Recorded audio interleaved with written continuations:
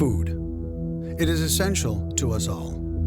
We buy and we consume. We try to eat healthily at best, if we have the luxury to choose. But there's a story behind the product that ends up on our plate. A hidden truth.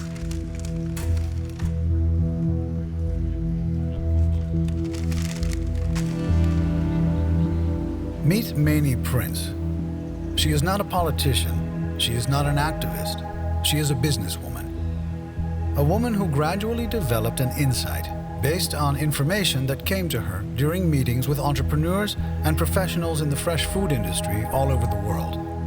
This input became a vision on how we design our cities and why cities should produce their own food. This is her story.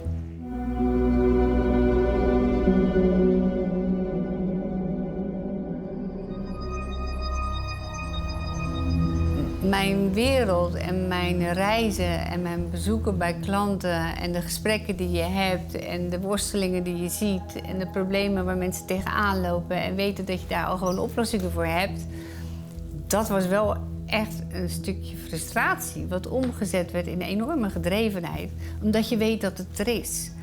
Dus het perspectief wat we hebben om ongelooflijke grote milieuproblemen wel op te kunnen lossen, dat is er.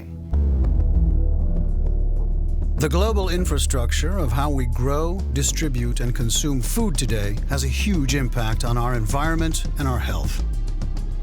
Long ago, we grew food close to our homes. Today, food travels thousands of miles, crosses borders. It has grown far away from our homes, in other countries, on a dazzling scale.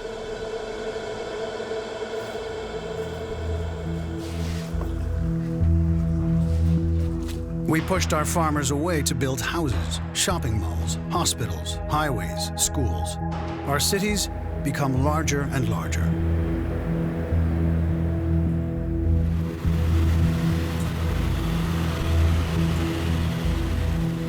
But where did our food go? According to the UN, every day over 400,000 people move from the countryside to the city. Over 400,000, every single day. Megacities are pushing our farmland away. Our food comes from increasingly greater distances. It travels around the globe by plane, ship, or truck before being consumed. We take it for granted. We even consider the process irreversible.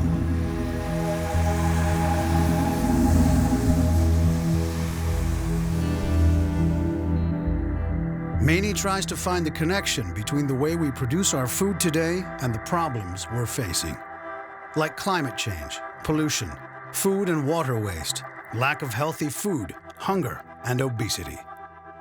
How can we make a difference?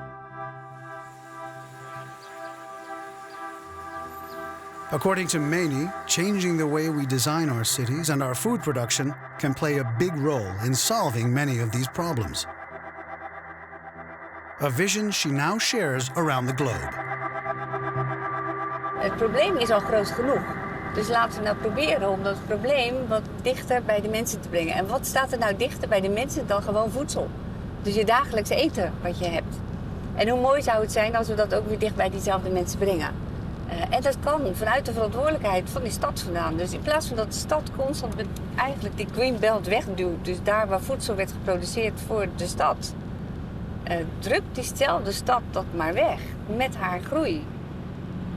Het zou geweldig zijn als diezelfde stad begint na te denken over hoe kunnen we dat nou integraal opnemen in grootstedelijke ontwikkelingen. En daarmee breng je de voedselproductie terug in de stad. En dat hoeft helemaal niet zo heel kleinschalig te zijn. Dat kan ook best honderden hectares zijn, want die metropolen zijn ook serieus groot. A strong view. Meiny is convinced of the advantages.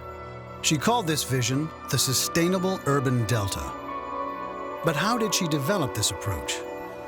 Meiny explains that it happened over the past years during her visits to customers abroad.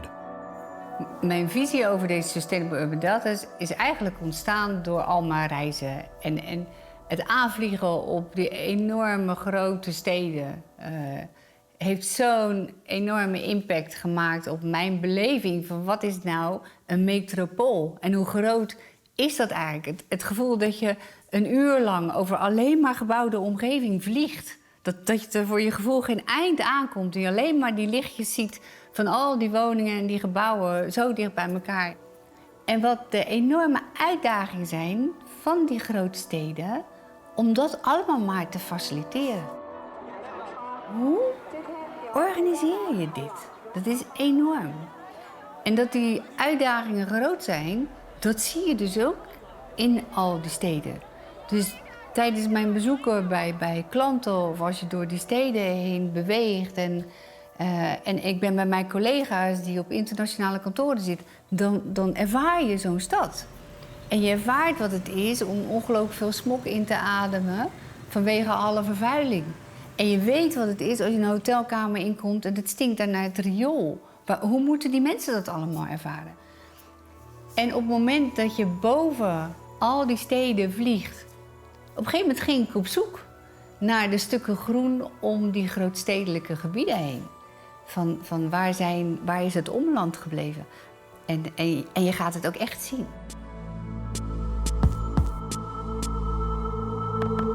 Wondering where the green farmland had gone, Meiny started to study satellite images of cities.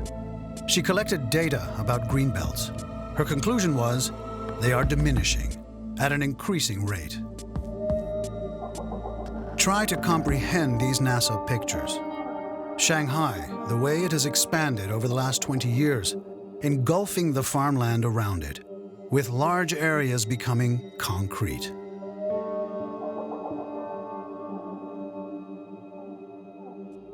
Then, Meiny changed her focus. Of je ziet Nederland. En dat was voor mij een eye-opener. Want aanvliegen op Nederland betekent dat je ook een stad ziet. En dat het een stad is met een aaneengesloten grootstedelijk gebied aan de westkust van Nederland. En wat je daar ziet is dat landbouw en tuinbouw een hele bijzondere plaats innemen in dat landschap van al die steden die naar elkaar toe groeien. En dat heeft zijn waarde gekregen in al die jaren. En die waarde is zo bijzonder dat we nemen dat zo aan als zoiets gewoons. Maar het is eigenlijk een stad die in staat is om zoveel voedsel te produceren dat het meer produceert dan dat het zelf nodig heeft. Seeing her own country from above made Meiny realize that megacities might be able to help solve their own problems and global climate change by embracing food production, instead of pushing the farmland away. She realized that food can be a powerful tool. She shares her findings with audiences around the world.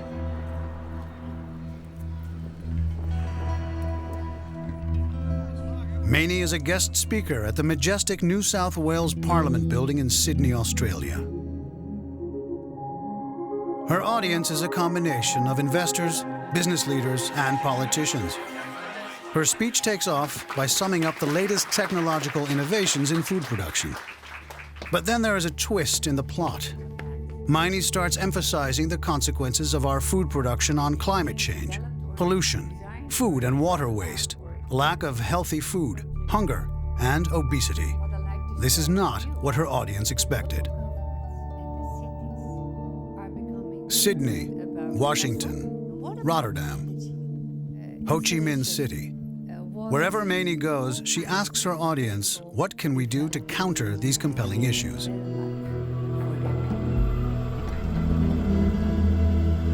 So what's the plan? What is the plan?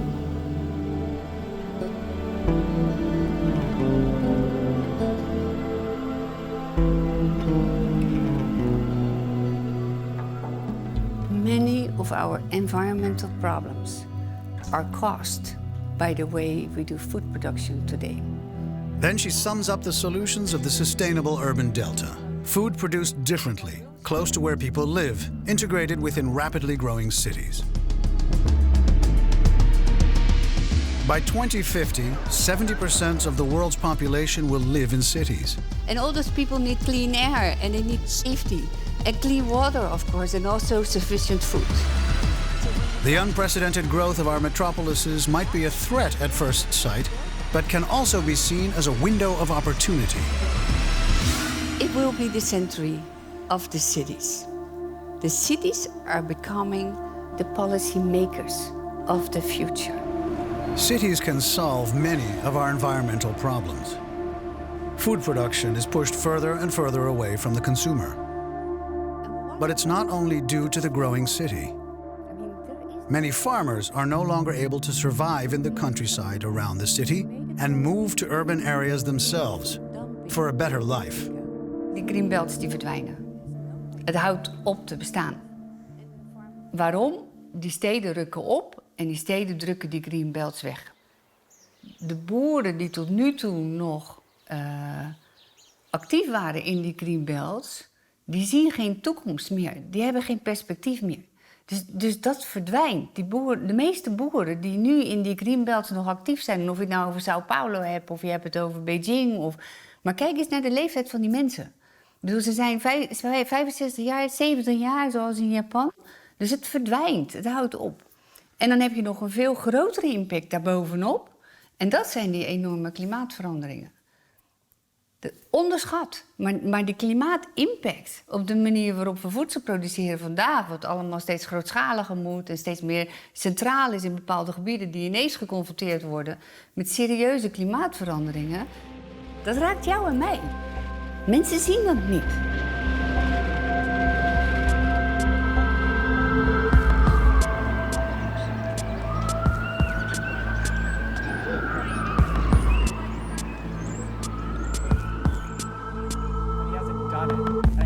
Meiny takes us to Henry Gordon Smith in New York. An agricultural planner, Gordon Smith encourages cities to integrate food production in their planning. We used to have our house and our farm, or at least our city and our farm around it. As cities developed, we were able to optimize, let's say, the exporting of those resources and the needs of our city. Right, to say we can centralize that in another place and import it cheaply with hydrocarbons and petrofuels. So that system developed for many, many decades, and that's done a good job in the sense that it really has reduced poverty globally, it's reduced hunger, it's not an extremely 100% negative thing, but there's been these externalities, the carbon footprint, the pesticide use, the disconnection from our food, which allows us not to understand what we're consuming and how those decisions drive sustainability or our impact on the world. And so I think that it's ironic and also kind of beautiful that we're trying to return to where we were and restore the original idea of cities, which is you don't build a city without the resources needed to feed the city. Because we have been building cities without resources to feed their inhabitants, food needs to come from far away and travels all over the world. Our nutritious and tasty food is modified to be able to travel these long distances, says indoor farmer and investor Mike Zelkind. You can't bring food 2,000 miles in a truck, offload it in some distribution center, have it sit in the sun or in the cold, go through all those temperature zones, have it move through all the distribution centers in this complex supply chain that we have built with 14 different hands touching the food, and still have it come to you tasting great. We've really corrupted our food supply chain. Like here in California. Salinas Valley, the so-called salad bowl of the US. More than 600,000 acres of fruit and vegetables. Every day, hundreds of trucks leave with tons of fresh produce, to arrive days later in cities all over the continent, like here on the East Coast near New York City. And then there's climate change, which makes problems even bigger. In California, it has been too dry for years. Salinas is drying out, a drought that is having a devastating effect. Dus er is geen water meer. Dus valt de productie terug. Dus zitten de andere staten naar lege schappen te kijken in de supermarkten. This is the situation Mike Zelkind wants to change. He wants fresh and healthy food to be grown close to the city. Our goal is to really change the way the world eats. Our goal is to bring back the food supply to the local communities, to the cities, to the areas where people reside, and make that food supply as good as it can possibly be, so that communities, cities, local areas can become self-sustainable again. Making cities self-sustainable again by restoring our connection to food. It's exactly what Dan Su does on his farm close to Beijing. Every year, up to 50,000 school kids visit his farm to see how the vegetables are grown. Dan Su started his farm because he realized how important it was for Beijing to have access to its own freshly produced food. Before we start this program, there is one question bothers me a lot, is for a city like Beijing, there are 22 million people, but 90% of the food are imported, are coming from other provinces, like Hebei, like Shandong, like Henan. Only 10% is from Beijing. So how can we ensure that the people will get enough fresh, high-quality food? And we are talking about 22 million people. Dan Su noticed that he had attracted the attention of the Beijing City Council, who realized how dangerous it is when a megacity is not self-sustainable when it comes to food. Actually, yesterday, we had a conversation in this room with the government from the city, the agriculture sector. And they came ask is this also to the mayor of the city. They want to know how can we do better for agriculture for Beijing? Because they realize if there's only 10% of food is from Beijing itself, it's dangerous. It's not sustainable at all. Integrating food production in the city again. Dan Su was able to start his business with private money. But how can we make the city embrace its food production when land is expensive and scarce? Are cities interested in large-scale urban agriculture? Henry Gordon Smith, who helps large cities integrate agriculture solutions, is convinced they are. We're trying to work with cities around the world to do something called scenario analysis for local food systems. So we can take areas of the city and we can lay out our urban agriculture models and estimate scenarios for food security in that city. Plugging in greenhouses of different size, plugging in rooftop farms, plugging in basement community gardens. All these models I've been talking about, we have them in a data form, and so we can lay them out. And cities need a data-driven approach for planning anyway. They use scenario analysis for planning roads, they use it for planning new developments, they just don't use it for agriculture yet. So we're trying to fit into their existing mechanism of planning and say, this is what the actual metrics are. Let's not talk about a green kind of vision. Let's talk about the yields. Let's talk about the jobs. Let's talk about the carbon footprint. Let's talk about the resiliency score of this system. So, that's our vision as far as our work goes with cities and how we can encourage people to pursue the sustainable urban delta.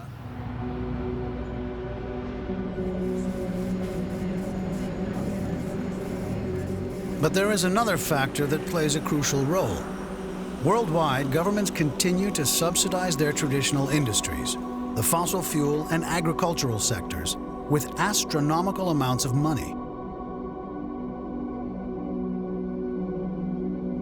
Het idee alleen al dat we met elkaar op een gesubsidieerde manier, waardoor brandstoffen zo goedkoop zijn dat het rendabel is om soja uit Brazilië naar Europa te transporteren, om hier onze kippen en varkens en koeien mee te voeren, terwijl we ook nog subsidies geven in Europa om land braak te laten liggen, te vergroenen, onze landbouw.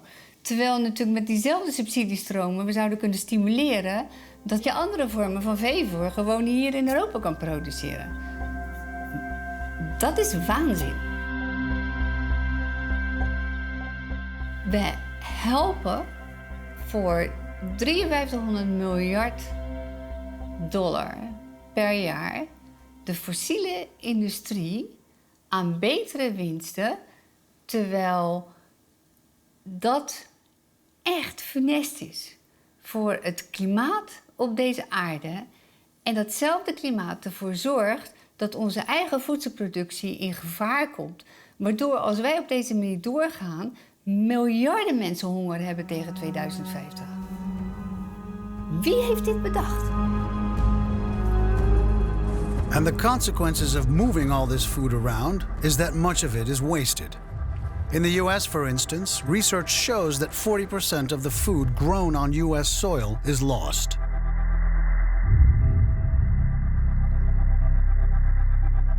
Kan je het je voorstellen? Food is being wasted, but at the same time, there are still areas that don't have enough fresh food.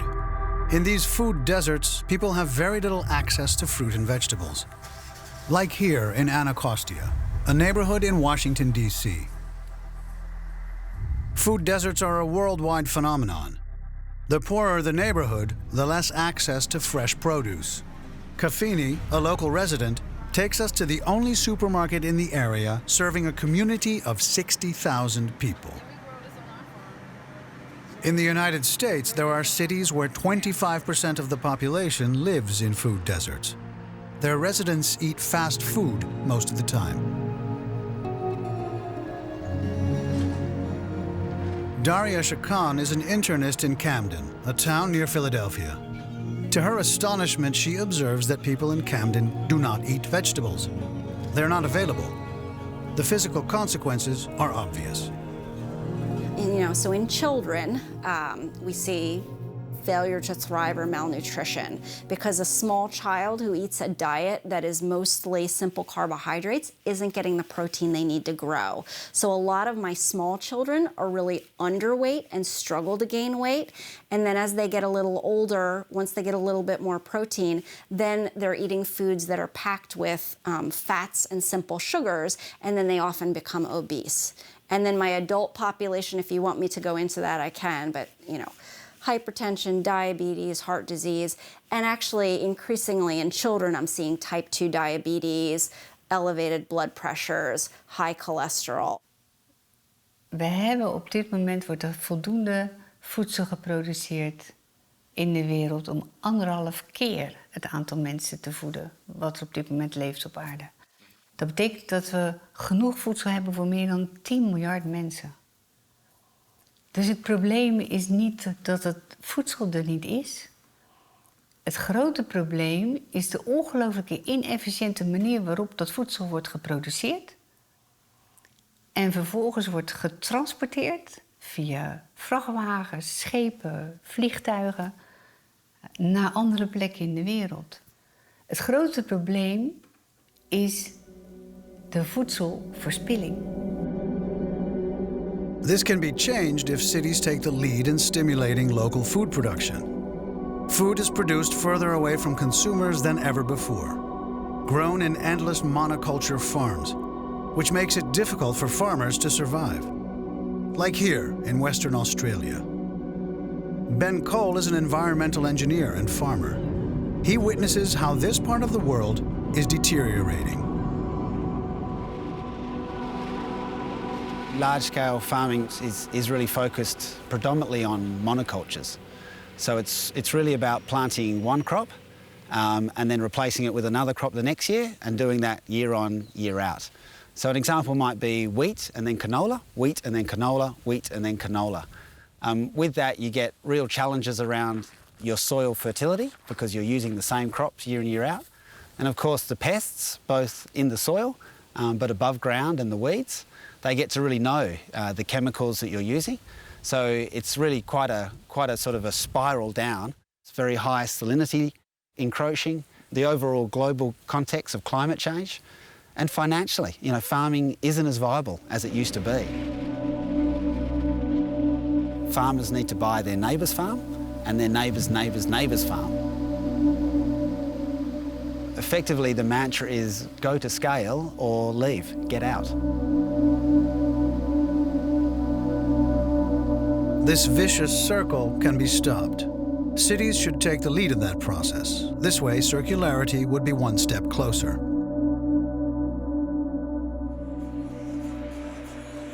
In Melbourne, Australia, Meiny explains how megacities can be enablers for the circular economy. focus on the future means that it needs to be sustainable, it needs to be circular, it needs to be connected to the ones who are eating your food. And I think there is a very nice opportunity if we think about urbanized areas and how to integrate that green belt that normally was around the cities and we were pushing away where it's not nice to live. Huh? So if we can integrate from the moment that we start thinking about it, you bring food production closer to the people, you can reuse the water from the city for food production, you can balance your energy sources, you can think about new business models. So I'm not only tomato producer, but I also deliver you the electricity. Or I'm not only the one who's producing the computers, but I use the wastewater from the city. That is the first start of the circular economy. So my belief is more and more that when you implement this, so when you bring it close to where people live, it is the most easy, most tangible way of starting to create the circular economy that we so badly need. Inventiveness and creativity. Meiny sees more and more inspiring business models around her, as both technological possibilities and social awareness increase. In Sydney, Australia, Meiny meets Johan Havinga and Sharon Markoulen. These entrepreneurs devised a unique business concept, combining growing fish and vegetables. The actual key to their success remains a secret. I can't tell you, it's in our IP. It's how we bring various elements together to create an organic process that allows us to use the waste of the barramundi to provide a fertiliser in growing organic plants. And how we do that is the magic between the start and the end.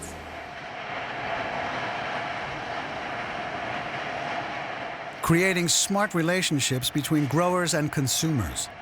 Gotham Greens in Brooklyn, New York, is the ultimate example. They built greenhouses on top of supermarkets, growing food close to where it's sold. We've really scaled over the past few years and now we'll have almost 500,000 square feet of state-of-the-art urban greenhouse around the country. So it's been very rewarding to see the concept being proven from an idea into a sustainable commercial enterprise with hundreds of employees and a great vegetable brand that's now available in thousands of supermarkets across the United States. Bringing food production back to the city. It would have a great advantage and restore balance on many levels. It would make a difference all around the world, for megacities on all continents, like Africa, where more and more food farmers are moving to the city. A lot of these people have been moving into urban areas because food production in this country is no longer commercially viable. They're not just going to sit there and starve and die in those areas. They're going to move to where they believe they can make a living. And that's what is essentially happening at the moment. So if we want to stem it and we deal with these things, you've got great opportunities for, if you want, the green belts within the city. We've got great opportunities for those who are still in the rural areas to produce the food that we need. All around the world, cities continue to expand without including food production in their planning. But we also see citizens who are actively trying to make a change by initiating small but powerful projects. So, have you seen inside yet? No, not yet. It's still, no, please. It's still under construction a little bit, Yeah. but it's coming along. Kafini, who we met in the food desert of Anacostia, shows us the small community farm that was started in her neighborhood. Like being able to provide food to the greater community. Providing the vegetables that are lacking in the supermarket. You know what I'm saying? I like some vegan dishes. I like a lot of vegan dishes because I don't like cheese.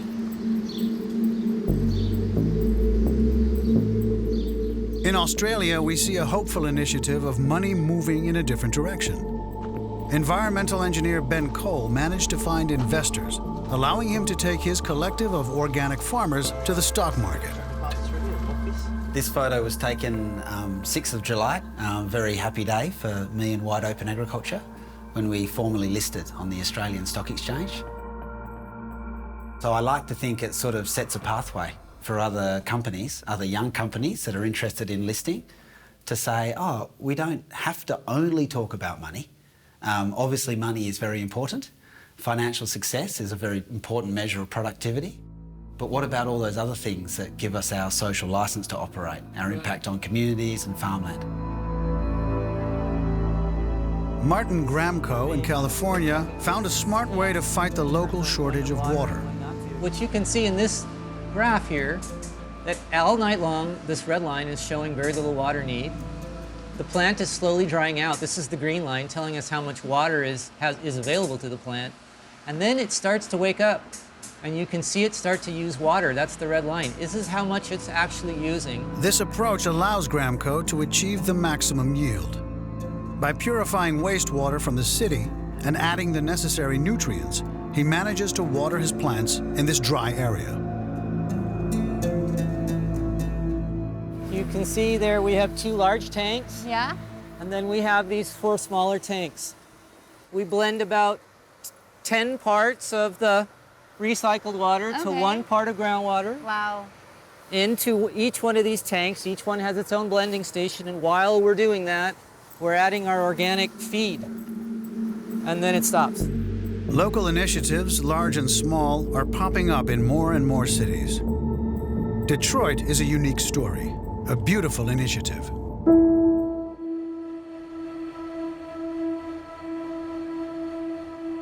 We had 1.9 million people in 1951. It's the height of our population. And today we're at about 630,000. So we've lost 2/3 of our population.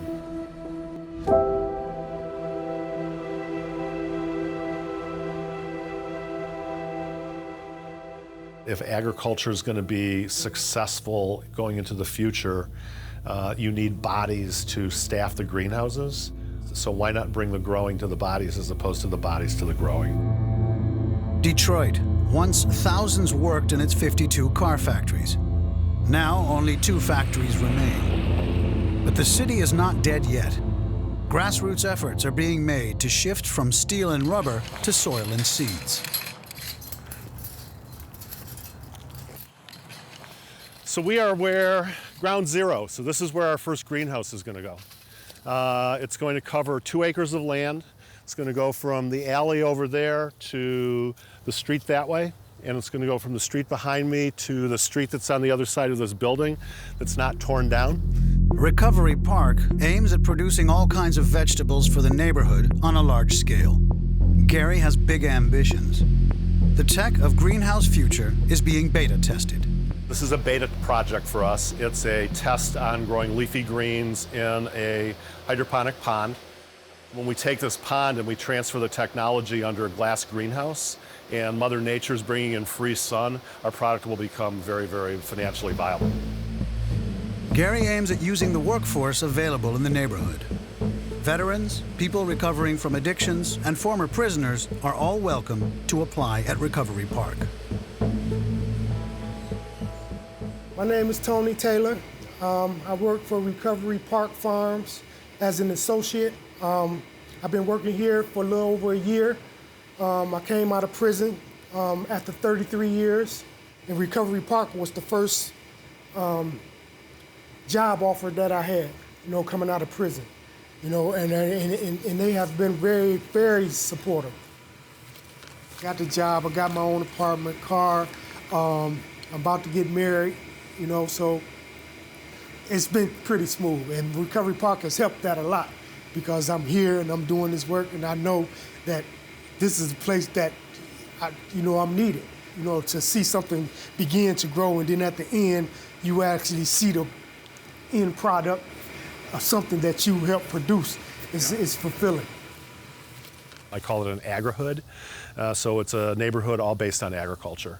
Almost all of it hydroponic, almost all of it distributed to restaurants within a 300-mile radius around Detroit, and creating close to 300 jobs, paying an average wage of $22 an hour plus benefits. I mean, that's good money. I didn't set out to change the world. I'm not a hero. I'm not trying to be one. I'm just Gary, and I'm just trying to give back. Investors should be encouraged to broaden their scope, to use valuable soil for different purposes, like food production. business models like these could solve many problems for expanding cities. If cities are starting to take their responsibilities and integrate their green belts into urbanized areas, that the real estate investors are becoming the growers of tomorrow, solving many social and environmental problems. And at the end, I believe, because it's so close by to the first needs of people, it is also a nice way to start the circular economy and create this kind of new communities within those enormous metropolitan areas. Thank you very much. I think that you need people to spruik the future and to look at the present problems, because most of us in the academic environment know it. We can see what's happening, but it's a matter of getting that message out clearly and articulately. It was so inspirational. It was challenging and thought-provoking, and what I love most of all is the optimism for the future. We're so used to the doomsday people who come along and say, well, this is going to change, it's the end of the world, and we're ruining this and we're ruining that.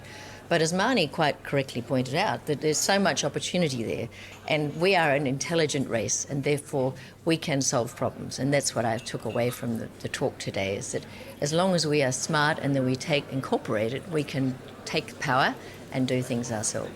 You look at all the problems in today's world, you look at how it's structured and how the problems keep repeating themselves, such as food production. So it's easy to get cynical and think that there's no change coming. And that was the beauty of the talk today, is that Meiny pointed out that I think we're going to see some disruptions across the globe, both due to technical and social changes.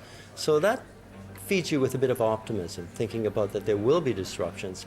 And let's make sure these disruptions contribute to the global economy and also to the global well-being.